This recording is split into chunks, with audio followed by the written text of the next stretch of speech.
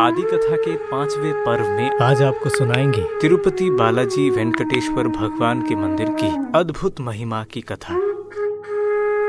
कहते हैं यहाँ की मूर्ति किसी ने खुद के हाथों से निर्माण नहीं की है, भगवान खुद प्रकट हुए हैं यहाँ। हमारे आदि कथा के पर्व अगर आपको पसंद आए तो सब्सक्राइब जरूर करना। आंध्र प्रदेश के चित्तौड़ राज्य में स्थित है यह अपूर्व मंदिर। इस मंदिर को वेंकटेश्वर बालाजी के मंदिर के नाम से भी जाना जाता है। 7 पहाड़ों से घिरी हुई इस मंदिर में विराज करते हैं स्वयं विष्णु के अवतार। इस मंदिर में प्रवेश करने से लगता है कि बालाजी की मूर्ति स्थित है मंदिर के बिल्कुल बीच में, लेकिन अगर मंदिर के बाहर से देखा जाए तो लगेगा कि मूर्ति मंदिर के कक्ष के दाहिने ओर में स्थित है। पर इसका असली कारण क्या है, ये आज तक किसी को नहीं पता। इस मंदिर में बालाजी की मूर्ति भव्य है। इस मूर्ति पे एक घाव का चिन्ह है जिसपे दवाई के तौर पे चंदन का लेप लगाया जाता है।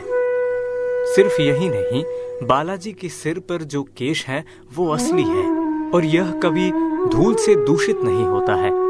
आश्चर्य की बात यह है कि बालाजी की इस मूर्ति को किसी इंसान ने हाथों से निर्माण नहीं किया है। कहते हैं ये मूर्ति खुद ही से प्रकट हुई थी। कहते हैं अगर ध्यान से सुना जाए तो मंदिर के प्रतिमा के भीतर से समंदर के लहरों की आवाज गूंजती है। यहाँ तक कि ऐसा भी सुना जाता है कि यहाँ के रसोई घर में एक ऐसा प्रदीप है जो घी और तेल के बिना ही हजारों सालों से जल रहा है, लेकिन इसके भी कारण से कोई भी वाकिफ नहीं है। हर गुरुवार को चंदन लेप कर बालाजी को नहाया जाता है। इस दौरान कभी कभी माँ लक्ष्मी की प्रतिबिंब भी दिखाई देती है। इसीलिए लोग मानते हैं कि बालाजी के हृदय में माँ लक्ष्मी का विराज है। इसी कारण से बालाजी के मूर्ति के नीचे की ओर धोती और ऊपर साड़ी पहनाया जाता है। मंदिर के प्रवेश द्वार के दाहिने ओर में रखा हुआ है एक लकड़ी। लोग कहते हैं कि जब बालाजी छोटे थे तब इसी लकड़ी से उन पर प्रहार किया जाता था। इसी कारण से बालाजी के होंठ और ठोड़ी पर घाव का चिन्ह अभी भी है। बालाजी की मूर्ति के कक्ष का तापमान हमेशा 110 फ़ारेनहाइट डिग्री पर ही रखा जाता है। पूजा में इस्तेमाल की गई फूल माला फेंकने के बाद उनकी ओर और देखा नहीं जाता, क्योंकि उनको मुड़कर देखना अशुभ माना जाता है। अच्छी बात तो यह है कि हर धर्म का इंसान इस मंदिर में प्रवेश कर सकता है। भक्त बालाजी के पास अपनी मनोकामनाएं पूरी होने की प्रार्थना करते हैं और वो पूरी होने पर वो अपने केश दान कर देते हैं।